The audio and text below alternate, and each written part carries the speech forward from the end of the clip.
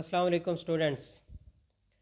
एक नए लेक्चर के साथ फिर आपके सामने हाजिर हैं और सिलसिला हमारा चल रहा है टेंसेस पढ़ने का।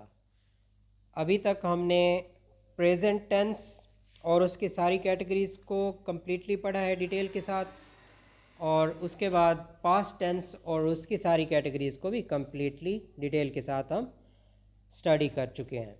उम्मीद है आप लोगों को वो सारे लेक्चर्स जो है वो कॉन्सेप्ट उनके क्लियर हो चुके होंगे। अगर मज़ीद भी कोई एम्बिग्विटी है तो आपने हमारा चैनल जो है ऑलरेडी सब्सक्राइब कर लिया है। अगर अभी तक नहीं किया तो चैनल यूट्यूब का सब्सक्राइब करें और साथ में बेल आइकन भी दबाएं ताकि हर नए आने वाले लेक्चर की अपडेट जो है आपको फ़ौरन मिल जाए।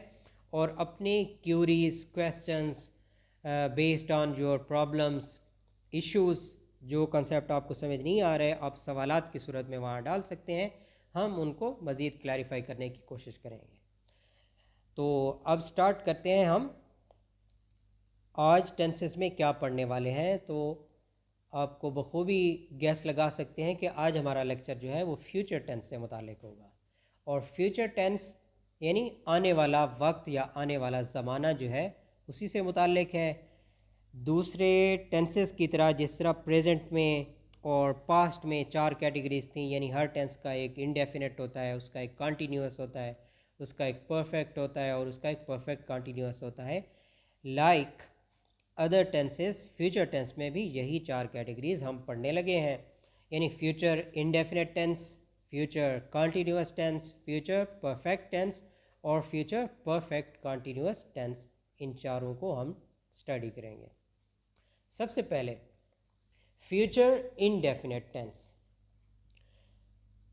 तो उर्दू फ़िक्रे में हमें सबसे पहले पहचान की ज़रूरत है कि ट्रांसलेशन अगर हमने करनी है एक ज़बान से दूसरी ज़बान में, यानी उर्दू से इंग्लिश में, तो हमें अपनी ज़बान उर्दू में कैसे पता चलेगा जो सेंटेंस हमारे सामने है वो किस टेंस से ताल्लुक़ रखता है, यानी किस ज़माने से ताल्लुक़ रखता है, और उस ज़माने या टेंस की कौन सी फिर कैटेगरी से ताल्लुक़ रखता है। तो फ्यूचर इंडेफिनेट की उर्दू पहचान क्या होगी? फ़िक्रे में किसी काम के करने या होने का ज़िक्र होना चाहिए, किसी काम के करने या होने का ज़िक्र हो, और फ़िक्रे में का इख्तिताम कुछ ख़ास अल्फाज से हो, यानी गा, गी, गे वगैरह से, तो ये फिर किस चीज़ की निशानी होगी? फ्यूचर की। मिसाल के तौर पर वो खाना खाएगा। अब खाना खाना एक काम का करना या होना है। वो किताब लिखेगा, लिखना एक काम का करना या होना है। वो क्रिकेट खेलेगा, खेलना एक काम का करना या होना है। और साथ में अब जितने सेंटेंसेस हमने बोले हैं गा, गी, गे जैसे अल्फाज को भी हमने जिक्र किया है, तो ये फ्यूचर टेंस की जो है निशानी बन जाती है। जब फ्यूचर इंडेफिनेट टेंस की हमें पहचान मिल जाती है तो अब हमने ट्रांसलेट करना है। ट्रांसलेट करने के लिए फिर वही सेंटेंस का बेसिक स्ट्रक्चर या सीक्वेंस ऑफ द सेंटेंस जो है वो हमें पता होना चाहिए। फ्यूचर इंडेफिनेट में सबसे पहले सब्जेक्ट को ट्रांसलेट करना होता है और उसके बाद हेल्पिंग वर्ब में से यहाँ एक बात नोट करें, आप कंपेयर करें। लास्ट लेक्चर्स आपको याद होंगे, प्रेजेंट का इंडेफिनेट या सिंपल जब पढ़ा था या पास्ट का इंडेफिनेट या सिंपल पढ़ा था, हमने सब्जेक्ट के फ़ौरन बाद वर्ब की फॉर्म लगाई थी, मुताल्लिका जो भी जिस टेंस में बनती थी। लेकिन यहाँ फ्यूचर का इंडेफिनेट का सिंपल पढ़ रहे हैं लेकिन सब्जेक्ट के फ़ौरन बाद वर्ब की फॉर्म नहीं लगा रहे, हम हेल्पिंग वर्ब विल या शैल को ऐड कर रहे हैं। तो ये उन दोनों प्रीवियस जो टेंसेस हैं उनसे एक डिफरेंस है, इसको आपने ज़हन में लाजमी रखना है आपने। यानी सब्जेक्ट के फ़ौरन बाद विल या शैल लगाएंगे, दो अल्फाज का इजाफा जो कि हेल्पिंग वर्ब से ताल्लुक़ रखते हैं, और उसके बाद वर्ब की फॉर्म। और वर्ब की फॉर्म कौन सी होगी? प्रेजेंट फॉर्म, जिसको हम first form of the verb भी कहते हैं, वो लगाई जाएगी। और आखिर में जो फ़िक्रे का इख्तिताम ऑब्जेक्ट पर किया जाएगा। एग्जाम्पल इसकी देख लेते हैं। वी शैल इनवाइट यू, हमारा सेंटेंस क्या बताता है? We subject of the sentence, उसके बाद हेल्पिंग वर्ब विल शैल में से यहाँ हमें शैल लगाना है हमने, और उसके बाद invite first form of the verb या present form of the verb, और ऑब्जेक्ट हमारा यू जो है। इस तरीके से फिक्रे का इख्तिताम हो गया। अब यहाँ एक क्वेश्चन हमारे जहन में उभरता है, वो क्या है कि विल और शैल में से किस सेंटेंस के सब्जेक्ट के साथ विल आएगा और कहाँ जो है हमने शेल लगाना है। तो उसके लिए ये है कि इन फ्यूचर टेंस विल और shall is used after the subject. ये बात तो हमें याद रखनी है कि सब्जेक्ट के फ़ौरन बाद फ्यूचर में वर्ब नहीं लगाना, विल या शेल में से कोई एक लगाना है। नेक्स्ट जो है, if the subject is I और we then shall is use. यानी अगर हमारे सब्जेक्ट में आई सब्जेक्ट बनकर आ रहा है या वी एज सब्जेक्ट आ रहा है सेंटेंस का, तो इन दोनों सब्जेक्ट के साथ हमें शेल लगाना होगा और उसके बाद सारा सीक्वेंस जो है सेंटेंस का बाकी वही रहेगा। लेकिन अगर इन दोनों के अलावा कोई सब्जेक्ट है, यानी आई और वी के अलावा he, she, it, they, singular, plural और यू भी आ जाता है इसमें, तो इन सब के साथ फिर हमें क्या लगाना होगा, विल लगाना होगा। लेकिन एक और ट्रेंड से हट कर एक और चीज़ भी है, उसको भी जहन में रखना है। तो उसमें ये बात है कि if we want to emphasize और describe the necessity of any work being done, the use of will and shall become reversed.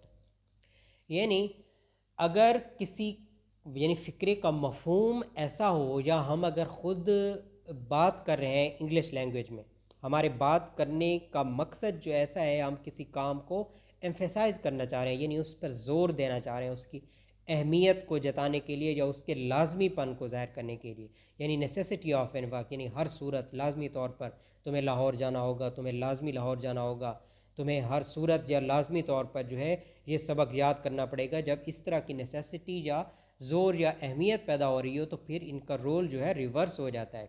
यानी हर वो सब्जेक्ट फिर जिसके साथ हम विल और शेल लगाते थे, शेल लगाते थे वहाँ विल लगाएंगे, और जिन सब्जेक्ट के साथ विल लगाते थे वहाँ शेल आएगा और शेल की जगह पर विल आएगा, यानी इनके रोल्स जो है चेंज हो जाएंगे।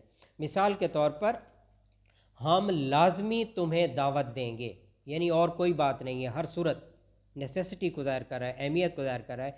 तो अब फिर हम इस सेंटेंस जो वी शेल से हमने सिंपली बनाया था, जब लाजमी या अहमियत का अंदाज़ हमारे मफहूम में पैदा होगा, तो फिर हम क्या करेंगे, वी विल इनवाइट यू से इसका तर्जमा करेंगे, यानी इसका रोल फिर चेंज हो जाएगा।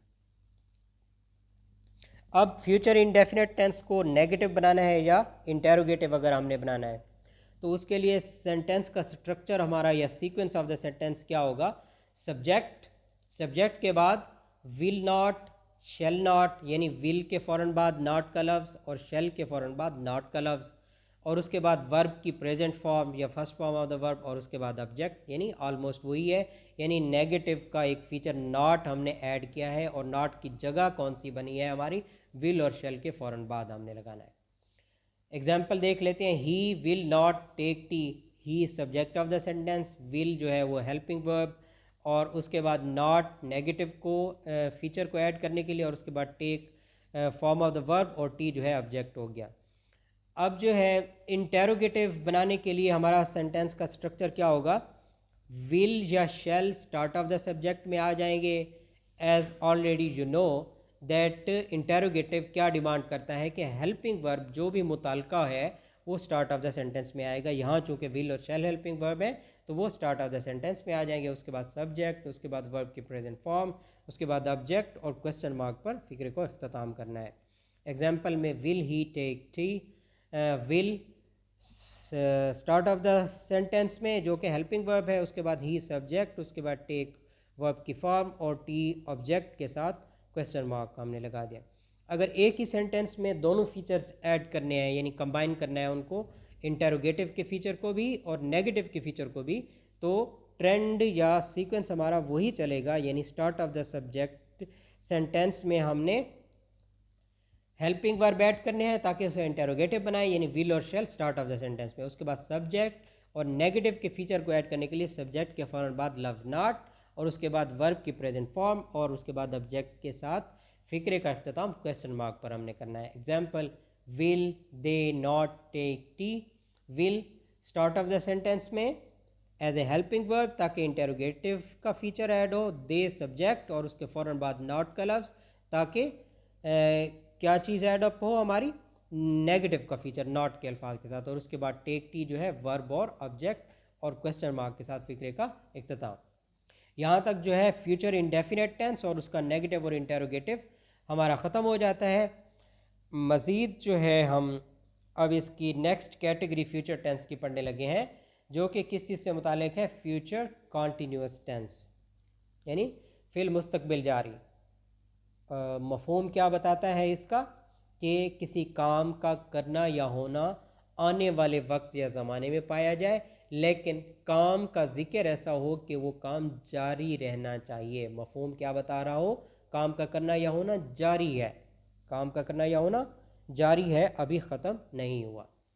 तो फ़िक्र वही होगा, जारी रहने या कंटिन्यूस के लिए रहा, रही, रहे वगैरह के अल्फाज होंगे, और उसके बाद फ्यूचर के लिए गा, गी, गे के अल्फाज होंगे।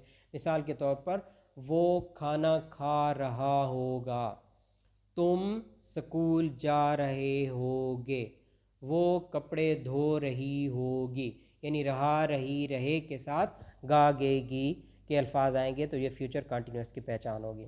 जब पहचान हो जाती है तो फिर हमें सेंटेंस का स्ट्रक्चर पता हो ताकि हम उस फिक्रे को ट्रांसलेट कर सकें।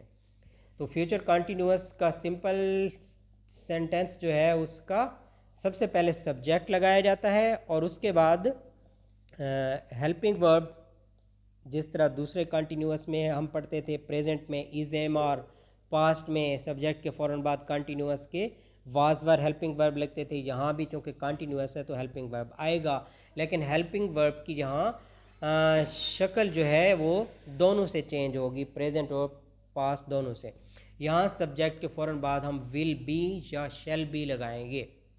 सब्जेक्ट के फ़ौरन बाद बतौर हेल्पिंग वर्ब क्या लगाया जाएगा, विल बी या शैल बी लगाया जाएगा, और उसके फ़ौरन बाद वर्ब की आईएनजी फॉर्म और ऑब्जेक्ट ऑफ द सेंटेंस लगाएंगे। एग्जाम्पल अगर देखें इसकी, he will be flying the kite, he subject of the sentence, will be बतौर helping verb for the sake of continuous, और उसके बाद फ्लाई और आईएनजी उसके साथ अटैच करके हमने इसको आईएनजी फॉर्म वर्ब की लगा दी, और उसके बाद द काइट जो है हमारा ऑब्जेक्ट फिक्रे का। अब नेगेटिव इसको बनाना है तो सेंटेंस का स्ट्रक्चर सब्जेक्ट, सब्जेक्ट के फ़ौरन बाद विल और शेल, जो भी अकॉर्डिंग टू सब्जेक्ट आएगा, और विल और शेल के फ़ौरन बाद नॉट आएगा, फिर भी आएगा। यानी हम ये नहीं कर सकते कि विल बी नॉट या शेल बी नॉट करेंगे तो ऑर्डर ऑफ द सेंटेंस गलत हो जाएगा, तो फिक्रा भी मुकम्मल गलत हो जाएगा। ऑर्डर क्या रहना चाहिए, विल और शेल पहले होगा, बी और से पहले नॉट लगाएंगे, यानी विल, शेल और बी के दरमियान में नॉट होगा। इस ऑर्डर को जहन में लाजमी तौर पर रखना है, वरना सिर्फ ऑर्डर के गलत होने की वजह से आपका सेंटेंस गलत हो जाएगा। उसके बाद वर्ब की आईएनजी फॉर्म, और उसके बाद ऑब्जेक्ट। एग्जाम्पल देख लेते हैं, he will not be flying the kite, he subject, will और उसके बाद लफ्ज़ नॉट, फिर बी का लफ्ज़ और उसके बाद आईएनजी फॉर्म और उसके बाद ऑब्जेक्ट। इंटेरोगेटिव में चूँकि helping verb start of the sentence में आते होते हैं तो यहाँ भी एज़ यूजुअल वही तरीका होगा, विल और shall start of the sentence में, और उसके बाद सब्जेक्ट, और उसके बाद बी, यानी सब्जेक्ट के फ़ौरन बाद बी आएगा, फिर वर्ब की आईएनजी फॉर्म और उसके बाद ऑब्जेक्ट होगा, और क्वेश्चन मार्क पर फिक्रे का इख्तिताम करेंगे। Example, will he be flying the kite, will बतौर helping verb start of the sentence में, he subject of the sentence, उसके फ़ौरन बाद बी का लफ्ज़ और उसके बाद ING form of the verb और उसके बाद ऑब्जेक्ट और क्वेश्चन मार्क। नेगेटिव और इंटेरोगेटिव दोनों फीचर्स को अगर कंबाइन करना हो एक ही सेंटेंस में तो उसके लिए हेल्पिंग वर्ब विल और shall start of the sentence, उसके बाद सब्जेक्ट, उसके बाद नॉट, फिर बी और ING form of the verb और लास्ट में ऑब्जेक्ट के बाद क्वेश्चन मार्क। एग्जाम्पल से अगर समझने की कोशिश करें तो विल बतौर helping verb start of the sentence, he के फ़ौरन बाद अब यहाँ नॉट यानी नेगेटिव का फीचर ऐड करना है, फिर बी के लफ्ज़ को लगाना है और फिर बी के लफ्ज़ के बाद ING form of the verb और उसके बाद द काइट ऑब्जेक्ट ऑफ द सेंटेंस, और इसका इख्तिताम जो है हमने क्वेश्चन मार्क पर करना है। और यहाँ तक जो है हमारी फ्यूचर कंटिन्यूअस और फ्यूचर इनडेफिनेट टेंस जो है कंप्लीट हो जाते हैं। उम्मीद है आपको समझ आ गया होगा। अगले लेक्चर के साथ हम जल्द ही आपके सामने हाजिर होते हैं।